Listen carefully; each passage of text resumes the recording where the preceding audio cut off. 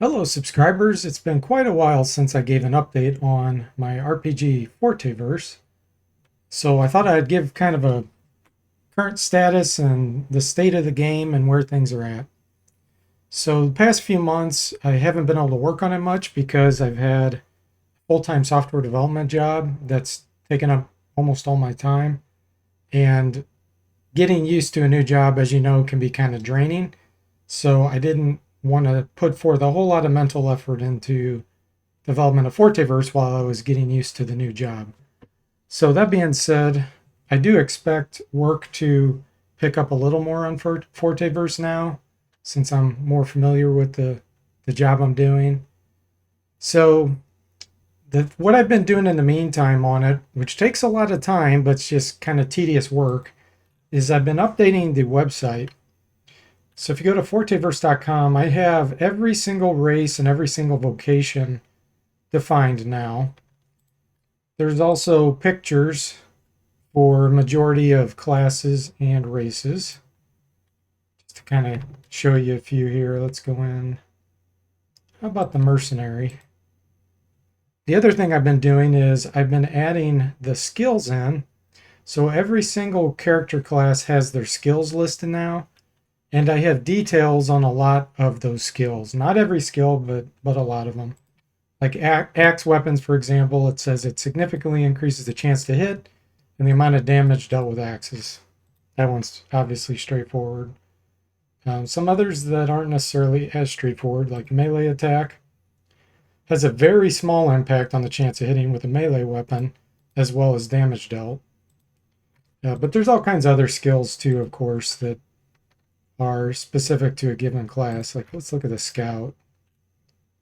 Let's look at riding. So this determines how well an individual can maneuver a mount. Typically it's a horse, but it can also refer to other life forms like a small dragon, a large bird, etc. Perhaps even a mechanical device. Hint, hint. Without at least 1 point in riding, an individual is not capable of remaining mounted during a battle. Failing a maneuver check can result in falling off the mount. And then the riding skill gives a large boost to these types of checks. So there's only certain professions or classes that can get that skill. So anyway, enough of that. So spent a lot of time on that. So the other thing I've done is work on the character creation process a little bit. So let's just create a test party. It's generating all the special things on the global map for you as a player and for this party. Okay, now that that's done, we'll create a new party member. And let's just call him Bob. So if you pick the sex, you pick the race, it will automatically pick a portrait if it finds one that matches the sex and race. That's a default. So as you can see, you can just kind of go down the list here. Here's a Batkin, here's a Becan, Bugbear, all kinds of them. You can, of course, always override this if you want. Let's go ahead and pick a vocation. Let's just pick a monk.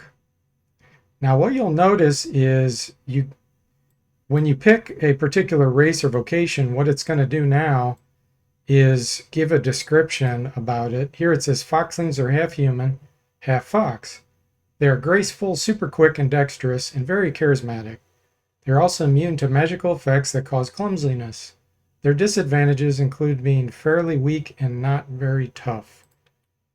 So now when you pick a vocation, what it does is it will rate the synergy with the given vocation race combination. And this was actually an idea from one of my subscribers, which I think is a fantastic idea. I think Sir Percival was the one that gave me this idea. So basically, as you switch the vocation, it will automatically tell you the synergy. Basically, synergy means how well do the combinations work together? How much of a detriment is it if you pick these combinations? So an artificer goes really well with the foxling. An assassin goes pretty well with the B. A barbarian, not so much. It's not an F, but it's a D. And then, of course, yet again, we have the description of the barbarian. Here it says, barbarians are ruthless fighters. They live to destroy and fight. Their weapons of preference are axes, although they can also use other melee weapons very well. Barbarians have the ability to become enraged, which increases their strength, speed, and agility, with the cost being stamina loss. Okay, so as I mentioned, you can override the portrait. You can pick whatever you want. It doesn't really matter.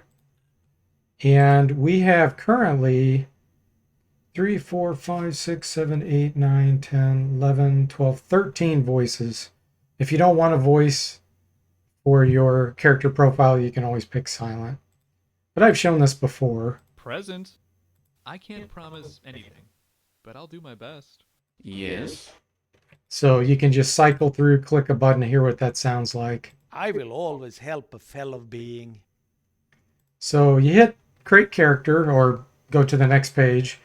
And from here, it'll show you the name and race and vocation you've picked. And then it shows you the points you can assign. I've showed this before. But now what we also have is these question marks next to each attribute.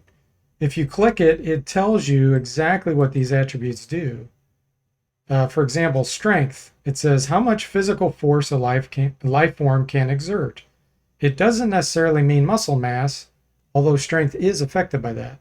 Strength affects the following: minor impact on physical health, minor impact on the chance to hit with most melee attacks and even some ranged attacks, bonus damage for most melee attacks and even some ranged attacks, amount of weight that can be carried, which is called encumbrance, the effective dodging when equipped armor, endurance loss while performing various activities based on weight of the related objects. For example, swinging a halberd drains more stamina than swinging a short sword. The duration or chance of the following conditions: decapitated, dismembered, comatose, unconscious, petrified, ethereal, transmuted, movement restrained, and body restrained. So you can simply click on the button next to each one and go through the details. You can expand multiples if you want to. But all that information is on the website about those attributes, and it's now integrated in with the game. I'm also doing the same thing with the skills. So here, for example, club weapons. Yet again, you can click on it right here and see what it does. So this will greatly help the character creation process, because you can simply click on the button if you forget or don't know what it's about, and it'll give you the details on it.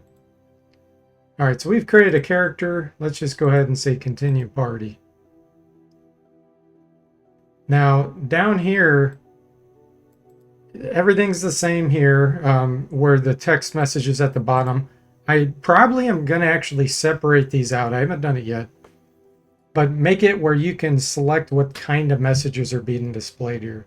Kind of like how Wizardry 8 does it, where you can show combat messages, adventure messages, only text, maybe if you only want to see when you actually see something. So there'll be some toggles here. I haven't figured out how I want to design that yet, but that will be there. You can hear some of the background music playing.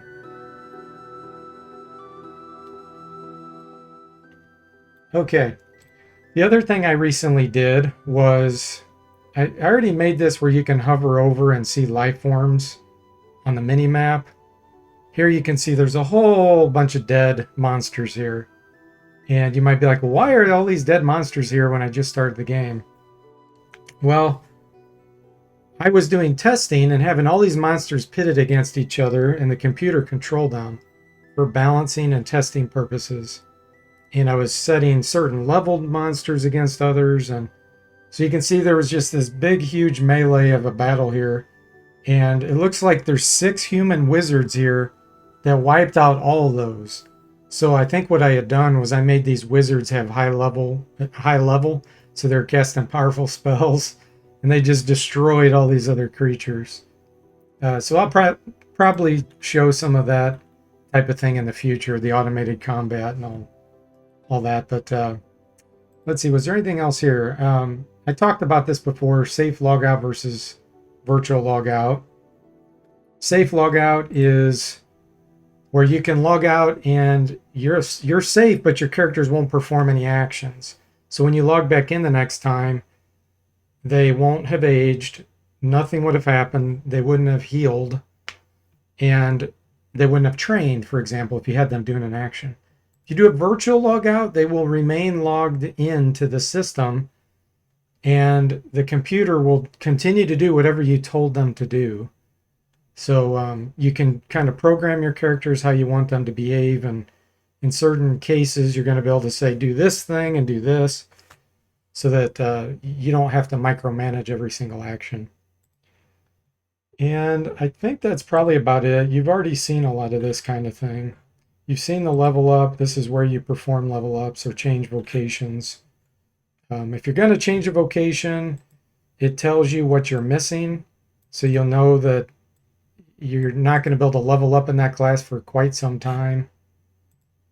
Let's see, what else can we show you? You've already seen the skills, the spells, conditions, resistances. It will show yellow if you have an adjustment besides a default. So as you can see, for whatever reason, this character has a intoxication resistance at 30%, and he's immune to clumsiness. Well, this we already know is because he's a foxling. Intoxication is because he's a barbarian. Barbarians have a slight resistance to intoxication, I believe. And foxlings have a special innate ability called silent movement, level 10 here. The other thing I did with the mini map is you can actually click now on a given position, and it'll show you the visual graphic for that particular spot, and it'll tell you what it is up here. So like if I click here, it's not showing anything because that's an actual person there.